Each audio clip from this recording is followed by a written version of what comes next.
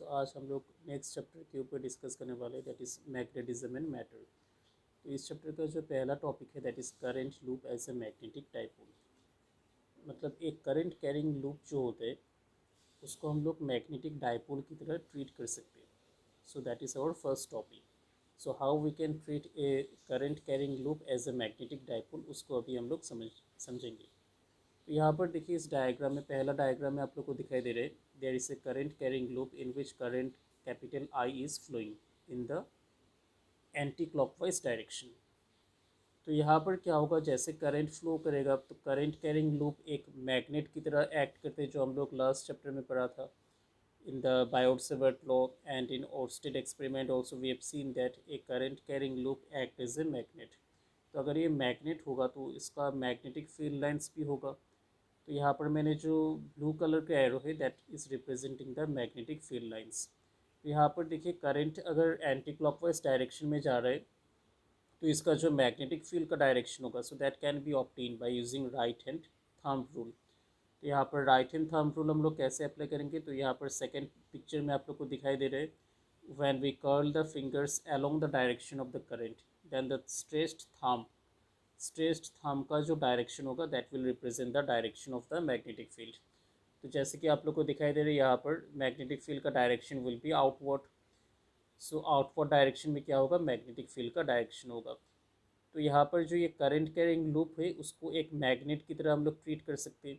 तो यहाँ पर this can be replaced by simple bar magnet जिसका नॉर्थ पोल ऊपर है और साउथ पोल नीचे है। तो जैसे कि हम लोग को मालूम है magnetic field line start from north pole and enters into the south pole. ठीक वैसे करंट कैरिंग लूप में भी ऐसे ही हो रहा है, मैग्नेटिक फील्ड लाइन्स ऊपर की तरफ है, then it will come and it will enter through the current carrying loop again. तो यहाँ पर हम लोग क्या बोल सकते हैं, ये जो बार मैग्नेट है, बार मैग्नेट का ऊपर का पोल क्या होगा, नॉर्थ पोल होगा, और नीचे का फेस क्या होगा, साउथ पोल होगा। तो यहाँ पर ऐसे हम लोग इसको डिनोट कर सकते हैं, upper face can be consider as the north pole and the lower face will be consider as the south pole. ठीक जैसे बार मैग्नेट में होते, तो बार मैग्नेट में नॉर्थ पोल से मैग्नेटिक फील्ड लाइन्स निकलते और साउथ पोल में अंदर आते।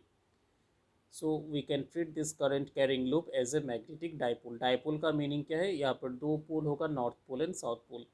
तो ठीक जैसे बार मैग्नेट बिहेव करते ठीक वैसे एक करंट कैरिंग लूप भी बिहेव करेगा। Why it will behave like a magnet, because current is flowing and when current is flowing then we can treat the current carrying loop as a magnet. तो अगर ये magnet है तो उसका दो पोल होना चाहिए, ऊपर का फेस होगा नॉर्थ पोल और नीचे का फेस होगा साउथ पोल। तो आई थिंक इतना तक आप लोग को समझ में आया होगा। अब ये जो मैग्नेटिक फील्ड का स्ट्रेंथ है तो इसको समझने के लिए एक फिजिकल क्वांटिटी को हम लोग डिफाइन करते हैं जिसका नाम है मैग्नेटिक डाइपोल मोमेंट। याद कीजिए आप लोग इलेक्ट्रोस्टैटिक्स में पढ़ा होगा इलेक्ट्रिक डाइपोल मोमेंट, जहाँ पर डाइपोल के लिए हम लोग डिफाइन करते थे इलेक्ट्रिक डाइपोल मोमेंट को। The expression was magnitude of product of the magnitude of either of the charge multiplied by the distance between the two charges. तो यहाँ पर भी हम लोग ठीक वैसे यहाँ पर भी डिफाइन किया जाएगा मैग्नेटिक डाइपोल मोमेंट को। तो इसका जो सिंबल है that is given by capital M, और इलेक्ट्रोस्टैटिक्स में इसका सिंबल था कैपिटल पी। तो इसका जो ये जो क्वांटिटी है magnetic dipole moment, it is a vector quantity, और इसका डायरेक्शन कहाँ पर होगा, it is along the direction of the magnetic field. जो मैग्नेटिक फील्ड का डायरेक्शन होगा वही होगा मैग्नेटिक डाइपोल मोमेंट का डायरेक्शन। तो अभी हम लोग इसको क्या करेंगे, इसको अभी हम लोग कैलकुलेट करेंगे, what is the magnetic dipole moment. तो यहाँ पर देखिए अगर हम लोग करंट का मैग्नीट्यूड को बढ़ा देंगे तो क्या होगा, मैग्नेटिक फील्ड स्ट्रेंथ भी बढ़ जाएगा, ज़्यादा मैग्नेटिक फील्ड लाइंस पास होने लगेगा और ज़्यादा इंटेंसिटी बढ़ेगा। तो हम लोग क्या बोल सकते हैं, if we increase the magnitude of the current then the magnetic field strength will increase. That means what we can say that magnetic dipole moment will also increase. तो हम लोग यहाँ से क्या पता चला कि magnetic dipole moment is directly proportional to the current flowing through the loop. तो यहाँ पर मैंने लिखा magnetic dipole moment of a current loop capital M is directly proportional to the current capital I in the loop. तो जितना हम लोग current बढ़ाएंगे उतना मैग्नेटिक फील्ड बढ़ेगा और उससे क्या बढ़ेगा, मैग्नेटिक डाइपोल मोमेंट भी बढ़ेगा। Now if you see the area of this loop, say suppose if we increase the area of this loop then what would happen, more number of field lines will pass and more will be the magnetic field। तो अगर हम लोग area बढ़ा देंगे तो magnetic dipole moment will also increase. तो हम लोग क्या बोल सकते हैं, magnetic dipole moment it is directly proportional to the area also. अगर हम लोग इन दोनों रिलेशन को कॉम्बाइन करेंगे तो क्या होगा, so we can write equation, so M is equal to K constant into I into A. तो ऐसा यूनिट में के का वैल्यू 1 होता है, तो यहाँ पर for N number of turns magnetic dipole moment का जो एक्सप्रेशन आएगा, so that is given by capital N into I into A vector. तो यहाँ पर area is a vector quantity and magnetic dipole moment is also a vector quantity. तो इसको आप लोग को याद रखना पड़ेगा। So whenever we use this relation, यहाँ पर वेक्टर सिंबल मेंशन करना इंपॉर्टेंट है। तो यहाँ पर capital M is a vector quantity and area is also a vector quantity. तो आई थिंक इतना तक आप लोग को समझ में आया होगा। For N number of turns magnetic dipole moment is given by capital N into I into A. बहुत सिंपल है। एक current carrying loop it act as a magnetic dipole. इसका दो पोल होगा, north pole and south pole. Upper face will be north pole and lower face will be the south pole. तो इसका हम लोग क्या कैलकुलेट कर सकते हैं, we can calculate the magnetic dipole moment, so that is given by N into I into A. तो यहाँ पर इसका जो यूनिट होता है, so that is given by ampere metre square, because ampere is the unit of current and metre square is the unit of area. और इसका अगर हम लोग डिफाइन करने चाहेंगे 1 एम्पियर मीटर स्क्वायर, तो 1 एम्पियर मीटर स्क्वायर में कितना होगा, current will be 1 ampere and area will be 1 metre square. So it is defined as the magnetic moment of 1 turn loop of area 1 square metre carrying a current of 1 ampere. मतलब यहाँ पर जो number of turns होगा that will be single turn and current will be 1 ampere and area will be 1 meter square, then only we can say magnetic dipole moment is 1 ampere meter square। तो यहाँ पर देखिए अब हम लोग निकालेंगे magnetic dipole moment for a revolving electron. एक electron जो एक करंट लूप से घूम रहा है, रोटेट कर रहा है, तो उस इलेक्ट्रॉन का मैग्नेटिक डायपोल मोमेंट कितना होगा। तो यहाँ पर मैंने डायग्राम बनाया। In the Bohr's model A negatively charged particle electron revolves around a positively charged nucleus. तो हम लोग को मालूम है कि एटॉम के अंदर क्या होते हैं, न्यूक्लियस रहते हैं सेंटर में, और उसके आसपास कौन घूमते हैं, इलेक्ट्रॉन। तो अगर इलेक्ट्रॉन रिवॉल्व करेगा तो उसके साथ साथ करंट भी आएगा। तो इलेक्ट्रॉन मोशन का जो डायरेक्शन होगा, so that will be opposite to that of the direction of the current. तो यहाँ पर देखिए इलेक्ट्रॉन कौन सी तरफ घूम रहा है, in the anticlockwise direction, so current will be in the clockwise direction.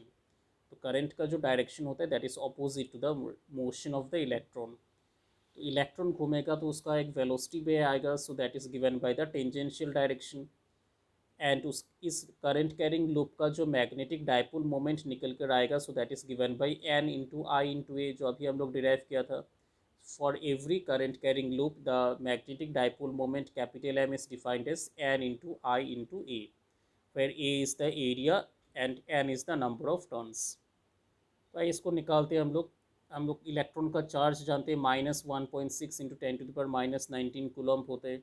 और करंट का जो एक्सप्रेशन है, from current electricity we have got the expression charge by time. तो चार्ज क्या होगा, ई होगा इलेक्ट्रॉनिक चार्ज, और capital T is the time period of revolution.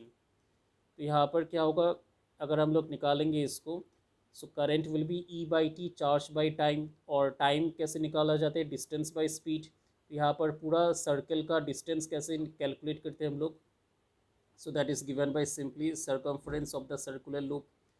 तो सर्कमफ्रेंस क्या होगा, 2πr होगा, where R is the radius. तो यहाँ पर करंट कितना आ गया, ई वी बाई 2πr। तो यहाँ पर मैंने करंट का एक्सप्रेशन में टाइम का एक्सप्रेशन पुट कर दिया। तो टाइम का एक्सप्रेशन कितना था, 2πr डिवाइडेड बाई वी। तो अगर इसको हम लोग करंट का फॉर्मूला में पुट करेंगे तो करंट कितना निकल कर आएगा, so that will come out E V by 2πr।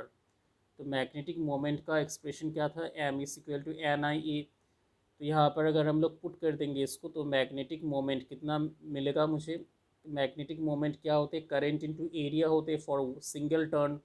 तो करंट कितना आया, ई वी बाई 2πr इंटू क्या होगा, πr square, because πr square is the area of this loop, where R is the radius. तो मल्टीप्लाई करने के बाद कितना आएगा, ई वी आर बाई 2। ये वाला एक्सप्रेशन कैसे है, because we know that magnetic moment is defined as current into area for a single turn. तो एरिया कितना होगा सर्कुलर लूप का, πr स्क्वायर, और करंट का एक्सप्रेशन कितना आया था, ई वी बाई 2πr। तो इसको अगर हम लोग पुट कर देंगे तो क्या मिलेगा मुझे, ई V by 2πr into πr square. तो इसको कैलकुलेशन के बाद मैग्नेटिक मोमेंट कितना आ गया, E V R divided by 2। अब यहाँ पर मैंने क्या किया, इसको EV/2 आ गया, so that is the magnetic moment for the revolving electron.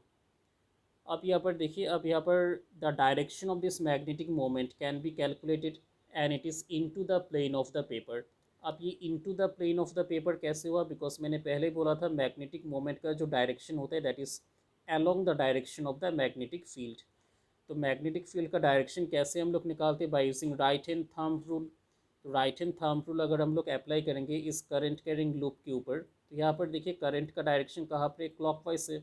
So if we apply the right hand thumb rule, then the curl of the fingers will be along the clockwise direction and the thumb will be in the inward direction. Thumb का direction कौन सा होगा, inward, मतलब into the plane of the paper। तो हम लोग क्या बोल सकते हैं, मैग्नेटिक मोमेंट का जो डायरेक्शन होगा that will be inward, that means into the plane of the paper. तो आई थिंक ये बात आप लोग को समझ में आया होगा कैसे हम लोग डायरेक्शन निकालते हैं, राइट हैंड थंब रूल। तो इसीलिए यहाँ पर लिखा है direction of the magnetic moment is into the plane of the paper. तो यहाँ पर क्या होगा, मैग्नेटिक मोमेंट का एक्सप्रेशन आया था EV/2, तो उसको हम लोग मल्टीप्लाई किया m से mass of the electron and we have divided by mass of the electron. तो यहाँ पर मास वेलोसिटी इनटू डिस्टेंस, तो इसको क्या बोलते हैं हम लोग, एंगुलर मोमेंटम। तो I think system of particles में मिला होगा क्लास 11 में। In the chapter system of particles you have got the expression for angular momentum, so that is given by mv/r। तो यहाँ पर भी सेम एक्सप्रेशन है m/v/r, तो इसको हम लोग क्या सब्सटीट्यूट करेंगे, angular momentum that is given by capital L। तो यहाँ पर अगर हम लोग रेशियो निकालते हैं मैग्नेटिक मोमेंट और एंगुलर मोमेंटम का, so that will come out E/2me, where m is the mass of the electron. तो इस रेशियो को हम लोग क्या बोलते हैं, gyromagnetic ratio. So this ratio is a constant and it is known as the gyromagnetic ratio. सो बहुत इंपॉर्टेंट है, एग्जाम में पूछा जाता है, 2 मार्क्स का क्वेश्चन आते हैं, what is gyromagnetic ratio. So it is the ratio between the magnetic moment of a revolving electron and the angular momentum। और इसका एक्सप्रेशन क्या होता है, the expression is given by mu L by capital L that is equal to E/2me, where m is the mass of the electron and E is the electronic charge. बहुत important relation, इसको आप लोग को याद रखना पड़ेगा। इसका जो वैल्यू होता है that will come out 8.8 into 10⁻10 coulomb per kg। इसका वैल्यू हम लोग कैसे निकाला, by putting the value of electronic charge E and mass of the electron we can get the value. अब यहाँ पर देखिए एंगुलर मोमेंटम का और एक रिलेशन है from the Bohr's postulate, so that is given by NH/2 pi। I think in chemistry you have got this expression for angular momentum, it is given by NH/2 pi, मतलब integral multiple of H/2 pi, where H is the Planck's constant. तो I think ये वाला relation आप लोग को याद है। तो इसको अगर हम लोग यहाँ पर अप्लाई कर देंगे तो क्या मिलेगा मुझे, if we put L is equal to NH/2 pi in this expression of magnetic moment, then we can get EH/4 pi m into E। तो यहाँ पर देखिए n is equal to 1 for 1 electron के लिए, सिंगल इलेक्ट्रॉन के लिए अगर हम लोग यूज़ करेंगे एक्सप्रेशन को, तो क्या मिलेगा, magnetic moment will come out EH/4 pi me। तो इसका जो वैल्यू निकल कर आएगा, so that will come out 9.27 into 10⁻⁻24 ampere metre square. तो इस वैल्यू को हम लोग क्या बोलते हैं, that is known as the Bohr magneton. तो ये भी रिलेशन इंपॉर्टेंट है, what is Bohr magneton, it is given by EH/4 pi me, where m is the mass of the electron, H is Planck's constant and E is the electronic charge। तो आज हम लोग क्या सीखा, आज हम लोग 2 इम्पॉर्टेंट बातें सीखा, पहले है बोहर मैग्नेटॉन और दूसरा है gyromagnetic ratio. And also today we have understand how current carrying loop act as a magnetic dipole, और उसका मैग्नेटिक डाइपोल मोमेंट का कैलकुलेशन भी आज हम लोग किया। तो आई थिंक इतना तक आप लोग को समझ में आया होगा। Thank you.